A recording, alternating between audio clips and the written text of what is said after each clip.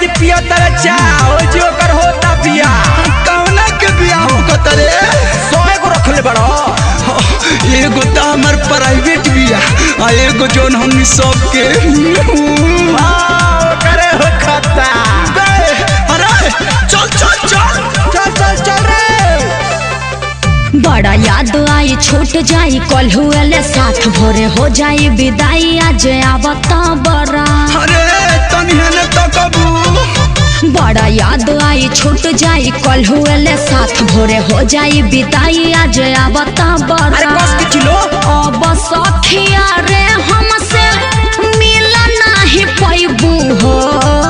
मिल नाही पैबू हो अरे खाली सखिए के दुख बा होनी के कहाँ जाई जा होनी के सुख बा के बताओ गा के एक कल शुरू कर तहनियों के शादी हसन डोली चढ़ी पियामा के साथे जइबू हो लइकन के अनाथ बनइबू हो हमनी से बेहाथ हो जइबू हो काल्हे चल जइबू सैया के लेके ससुरार काल्हे चल जइबू सुना जाके भूला जाइबू हमनी के प्यार काहे चल जाइबू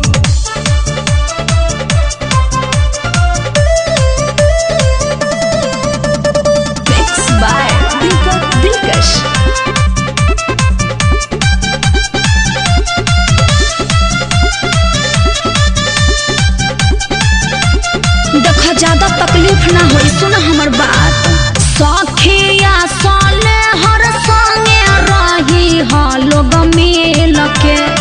बोल बतिया के लगई हा लोग दिल के दिल है कम मत जो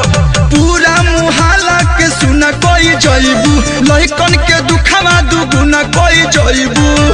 तू ही सखी दिल लाई कौन के लगैबू हो लइकन के लगैबू हो जो तुम प्यार दे दी वो तुम्हारी सहेली नहीं दे सकती व्यास फिर से गा के बताओ ओके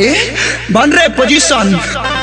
आरे डोली चढ़ी पियावा के साथ है जइबू हो अरे लइकन के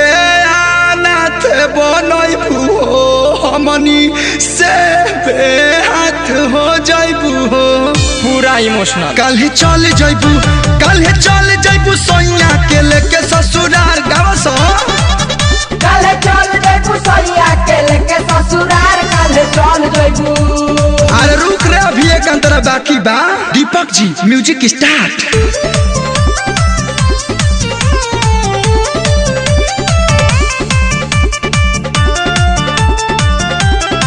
अरे सखी एक बार बतिया लो ना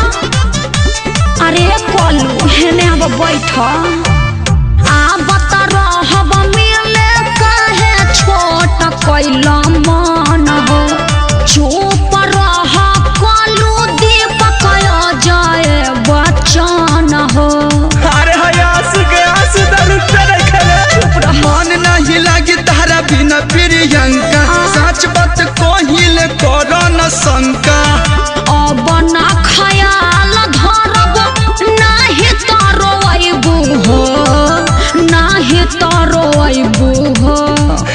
तारा बिना सब सुना सुना हो जाए क्या करे मजबूरी है जाना जरूरी है ये व्यास हिंदी में मना के देख डोली चढ़ी पियावा के साथे जाओगी लइकन के अनाथ बनाओगी हमनी से बेहाथ हो जाओगी बॉलीवुड में जब कारी जगह पे रहे दे काल्हे चल जइबू सैया के लेके ससुरार काल्हे चल जइबू सुना जाके भूला जाइबू हमनी के प्यार काहे चल जाइबू जातरू चल जइबू ना मनबू ना जाते तो